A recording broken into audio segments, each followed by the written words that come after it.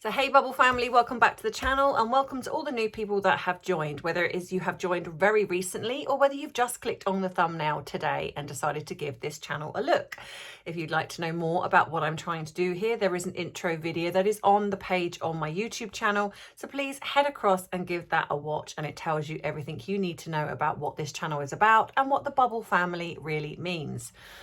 So if you'd like to join me in today's video, then please, well, you know what to do. And if you don't, just follow, sit back, relax, grab your drink of choice, whether it be tea, whether it be coffee, whether it is a glass of wine, whether it's a glass of gin, whether it's what I'm drinking today, which is Purdy's Rejuvenate Grape and Apple with a bit of ginseng because I feel so tired. If you'd like to add a little something to whatever drink you are drinking, although it might be a bit weird in tea, then you can, because as I always say, it is 5 o'clock somewhere, and I do apologize, my flag fell down. So grab your drink and let's dive right in.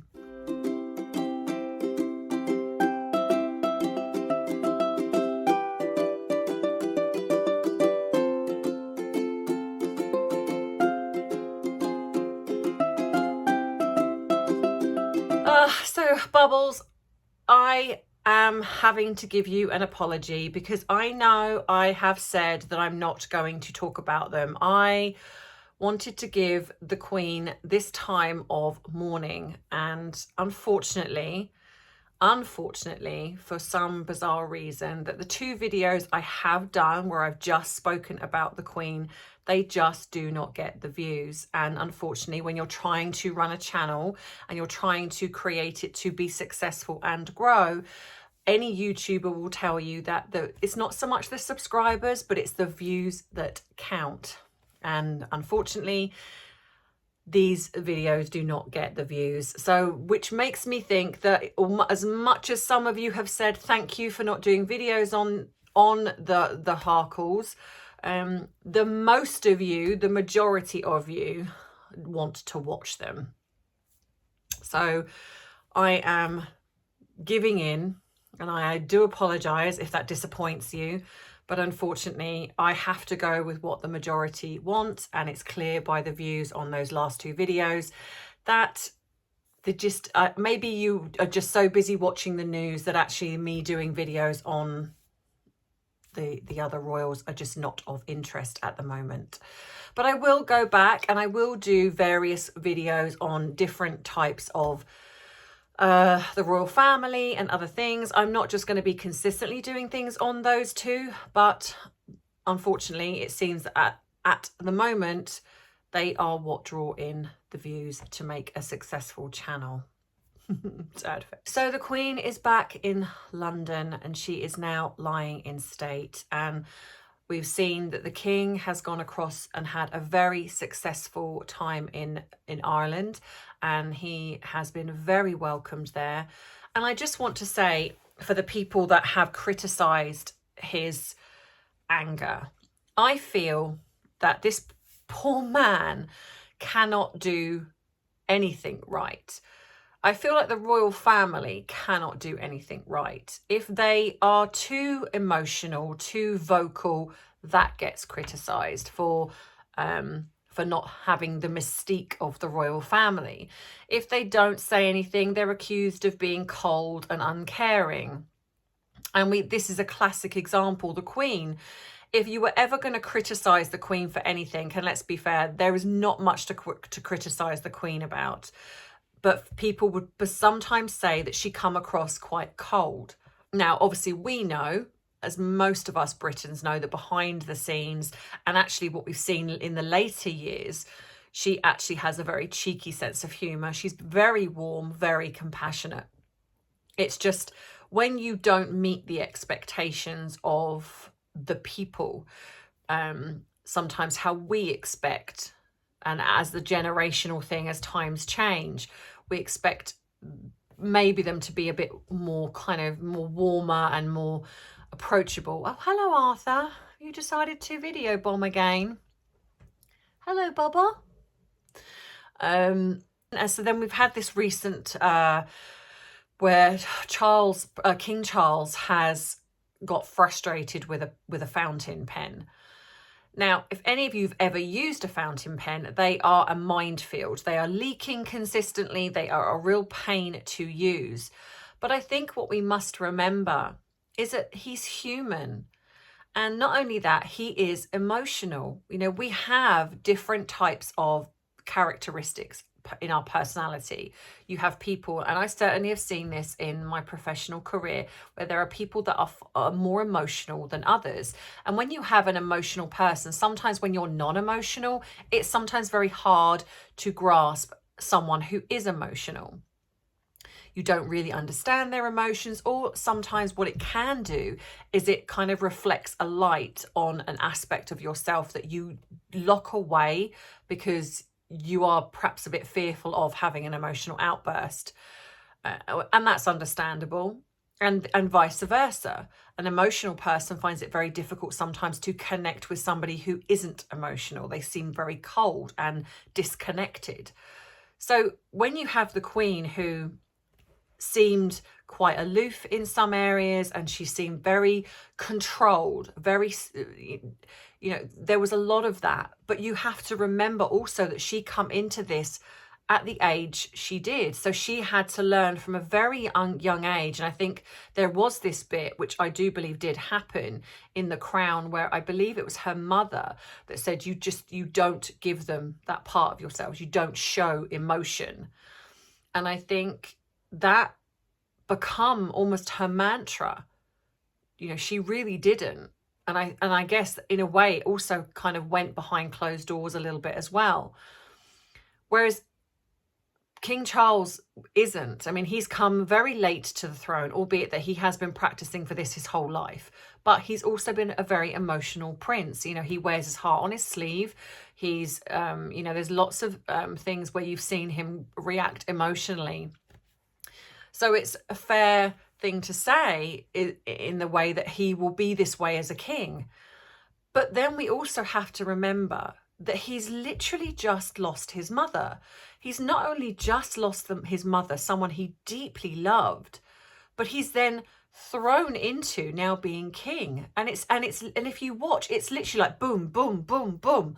You know, it's like your mother's passed away, back to, you know, then you're coming back to England, and then you're meeting people, the mourners that are outside, and then you're giving an address to the nation. Then you're back up to Scotland again, and then you're over to Ireland, and then you're back again. And you know, this man hasn't stopped. He hasn't stopped. I mean, for anyone that's burying a loved one, and especially a parent who you were very close to, and he was very close to her, this must be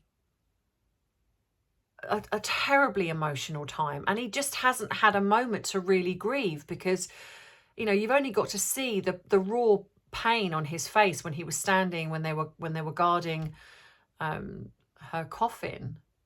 And you saw the pain. You see the pain when he gave the speech. You know, and I think it feels, and not only that, we're seeing, you know, and I don't know about you guys, but I'm seeing also on the media stuff about Diana coming up again. The anti-monarchists, the people across, you know, outside of the UK that do not seem to understand the monarchy, do not seem to fact check anything to do with our history, that are coming out and making these weird assumptions and reparations and things like this, which are just absolutely crazy. And then, of course, on the back of that, you then have all the stuff that's gone on with his son and his son's wife, always playing out in the back of his mind, I would imagine. The enormous pressure that he must feel, having to live up to the perfect reign of his mother, when he knows he's not her, but he's going to be compared to her. And at the moment, this is going to be a very tentative time, because the eyes of the world are on him. And not just because he's king, but because there are people that want him to fail. There are, I would say, more people that want him to succeed, but there are people that want him to fail. This beginning part is going to be very, very important in how he sets the tone of his reign. And he knows that. You know, you've got the rumblings of some of the countries in the Commonwealth that are kind of rumbling about wanting to leave. And, you know, even though they could have left at any point, but, you know, he possibly does think that, well, maybe now my mother isn't running things, that maybe now they will lose faith and they will leave. So he's got so much to contend with whilst grieving his mother. And I feel, again, it comes down to you're damned if you do and damned if you don't. It's like they want the royal family to be more human. And when they act more human, it's like, well, no, we don't want that. We don't want you to get cross at a fountain pen. It's like, well, if that's the worst he does, then really, come on. But it feels like this man cannot breathe. And it frustrates me.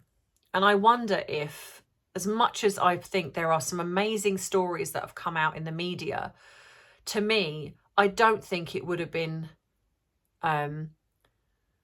they could have done an embargo where they've basically said, we're not going to run any negative stories. We're not going to do, I mean, and for the most part, there's been a lot of warmth and great stories that have come out about the Queen. But they all could have united in this. They all could have united and said, you know what, out of respect for the family, in this 10 days, we are not going to run any negative stories. We are not going to focus on anyone that's doing anything to attack the monarchy, because it's not just about the monarchy. This is a family grieving a loved one. This is a family grieving their mother, their grandmother, their great-grandmother. But no, the media couldn't give them that. The people, some of the people couldn't give them that. You know, like I say, we're already seeing the rumblings of, you know, and the empire being brought up and things like that. And it just, I feel angry. I understand that people have a right to have an opinion. I do, you know, even if we don't always agree with that opinion. But it is just that. It is an opinion. And I think for the most part, what we're seeing is how much she was loved and how much support there is for King Charles and the family. And I think that's wonderful, you know, because I think that really does show how much as people we do love the monarchy, and it's our history. You know, were there mistakes? Of course, but you cannot tell me that in every other country in the planet there's not been mistakes. You know, the way Americans talk, it's as if there was never any slavery in America. Well, should we hold all of them that are currently living today? Should we hold them all responsible? You know, when we talk about slavery, we've got white slaves. There's been so much hatred, racism, and all of those things across the globe in our history. But you cannot fight it by consistently bringing it up. You're either going to let it go and move forward, or you're just going to let it consistently eat away at everything that we do. And then that's not growth. That's if you take that even to a smaller scale, that's like, for example, one of us being blamed for something our family member does. Well, that's not right, because that's not who we are. That might be how they've behaved, but in a way it's kind of, and you know, we go back to blaming parents for the things that adult children do. Like, for example, and I will say about Harry and Meghan. You know, you are responsible for what happened when they're younger, but as adults, no. Is Thomas Markle responsible for how Meghan behaves now? No. But he was responsible for spoiling her. Same as Doria was responsible for not being around. The royal family, were they responsible for some of the things that they perhaps let go where Harry was concerned, or even William? And the same with Diana. Diana was responsible in the first years of Harry's life before she passed away. You know, she was responsible for how she raised him, where she let some things go, perhaps. You know, so you do have an element of that. But then there comes a point as an adult where you have to go, you know what, I've done what I've done. You know right from wrong. And if you think that's an okay way to behave, that's on you. Harry writing his biography, which we've now heard is going to be coming out in November. Seems a bit strange, doesn't it? The fact that it was kind of on hold, as if he kind of knew that perhaps the Queen wasn't well, and suddenly now she's passed. Apparently now, what we're hearing, if it's to be believed, he is pushing for it to be coming out in November, just as the King is going into his reign with the Queen Consort, because we obviously have heard that most of it is going to be about Camilla. Harry has the choice to say, actually, no, I will pay back everything I've been paid, and I'm not going to do that to my father. But he's, at this moment in time, not choosing that path. That is on him. The way they've both behaved is on them as adults. So, you know, obviously I have heard that, because obviously there's been criticism of the walkabout. And again, I wasn't going to mention this, but like I said, you know, everyone else has. So I might as well just give my 2 pence worth. It's been said that apparently Harry and Meghan were going to do their own walkabout with a camera crew. So what William did was he said, no, you are going to be with us. I want to keep an eye on you. And I think so for the people that have said that this is disgusting, that they were involved in this, you have to look at the optics. This is not, I do not believe, this is not a peacemaking venture. This is, our grandmother has just died. It has to be about her. And I'm not letting you monopolise this, because it would. And it did, if you look at the fact that it monopolised the media and took away from King Charles. I think it was a tactical move. I think it was a sensible move. I do not. And you only have to look at the body language to see how uncomfortable she looked, she felt. There was no plans for her to see any of the family. They were coming in, they were doing their fake faux tour, and then they were going to go off again. Suddenly this happened, and I think it was brilliant in a way. The way I view this is it was a final, in a way, FU from the Queen, because it stole their thunder. You know, everything they do, unfortunately, monopolises the media, because we're seeing this car crash play out, and we want to critique what they do. We're looking for that. So it does monopolise the media, which is what it's about. It's about money. It's about clicks. And I think they were going to be in London. They were going to be doing this event. And unfortunately, sadly, the Queen passed away, and it was cancelled. So suddenly it stopped becoming about them, and it then became about the passing of the Queen.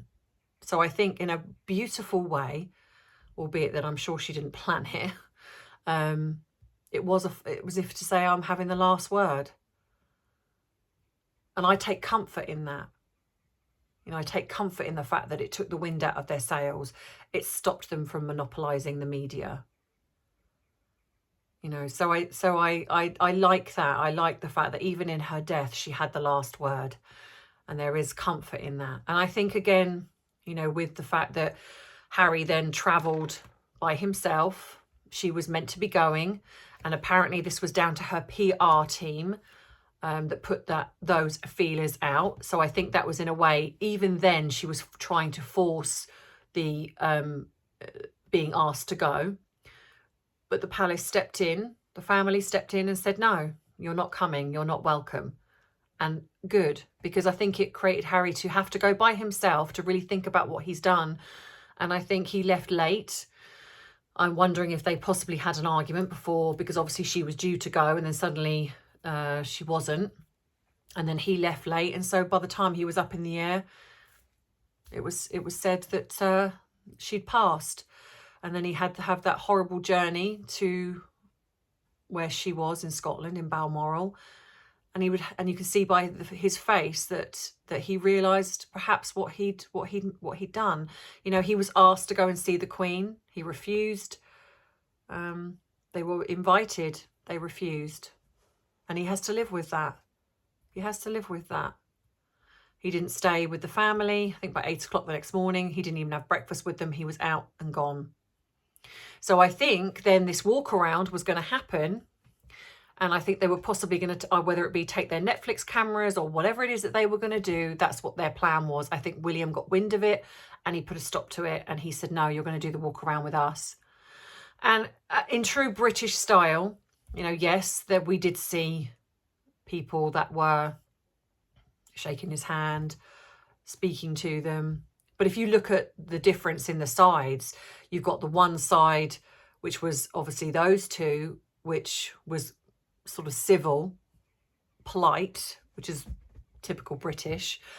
And then you had the excitement that you saw with, you know, with William, Prince William and you know, and Princess Catherine. And then, you know, the fact that there was definitely videos of people just not even acknowledging her. And I thought that was brilliant.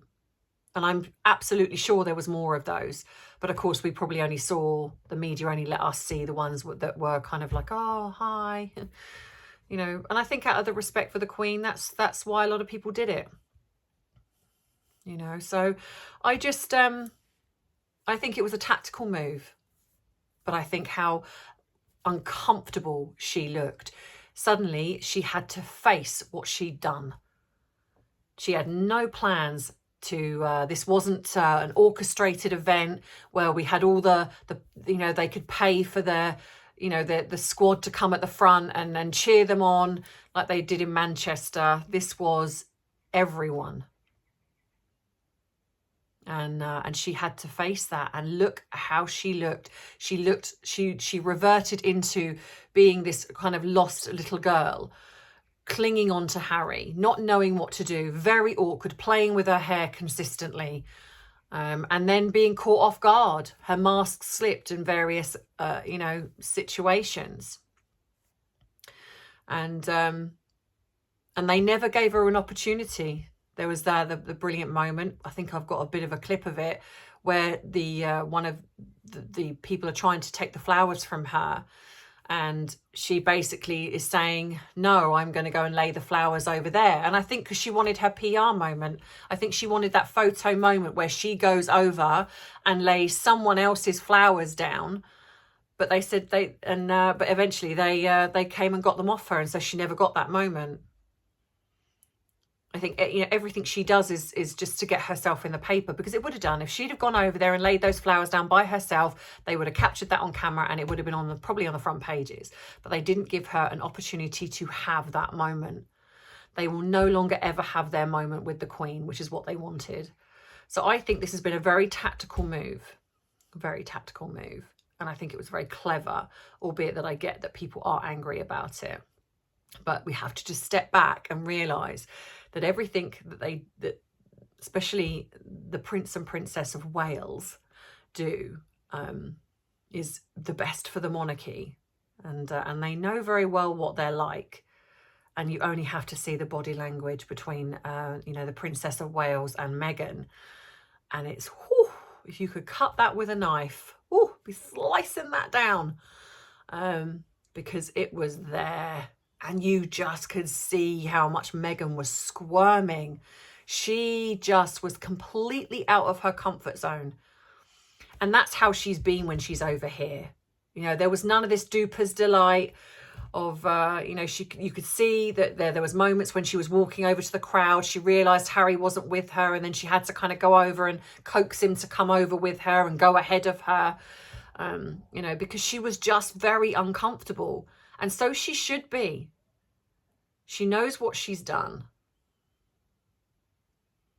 And I think that was, like I say, I think it was a brilliant move. So let me know what you think in the comments, guys. I'm going to do a little bit of waffle in a minute. But yeah, let me know. If you like this video, give it a thumbs up. If you like more of my videos, and think about subscribing to my channel. Because it does help the algorithm. All of the links to everything you might need will be in the description box of the video. That includes whether you want to become a member, whether you want to contact me via email, whether you want to treat me to a cup of tea. That would be I'd be very grateful. Whether you would like to join the Facebook group, whether you would just, yeah, my PO box is there, just pretty much everything. So everything you need to know is in the description box of every single video.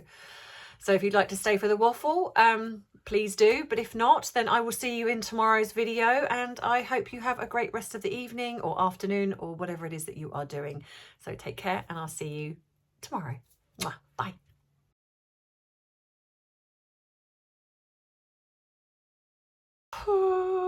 Bubbles. So I hope that you are not too disappointed in me in having to give in. But it was very frustrating for me doing the videos on the Queen. Not doing the videos on the Queen, that wasn't frustrating. I actually do enjoy doing it. But when you're a fledgling channel in a way, which I kind of still am, because I'm still, even though it's growing, it's still not enough. They just don't get the views. And it's sad. It's sad that they don't. And I do wonder if it's because people are watching things on the news and you know, and perhaps they also just don't want to watch a YouTube video on kind of rehashing the stuff, which is why I did the history side of things, because I thought it was a little bit different. But I literally, it's literally got just over 2,000 views. And I'm tired, and I have to say that, guys, I'm so tired. I am, I think sometimes people forget that I work full time, and I am really trying to grow the channel, and it's almost a full-time job within itself. So I'm doing that and the channel because I want to be able to solely do the channel. That's it. If I solely do the channel, because then I can help more people behind the scenes. Like when, you know, because I've literally got so many emails that I've got to catch up on, because it's not just that I'm trying to answer people behind the scenes, I'm answering the comments, and I'm just exhausted. I'm absolutely exhausted. I'm so tired. I feel like I could cry, actually. I mean, like to the point yesterday after I uploaded my video, I had some dinner and I fell asleep and then woke up at like midnight, and I was just like, oh, well, that's great. You know, not only that, I'm right in the menopause at the moment, which is really knocking me for six. My son is going away next week to Australia, and so I'm starting to feel the weight of that in a way where it's very tiring. There's a lot of just drama going on in the YouTube community where certain channels are bullying other channels, and as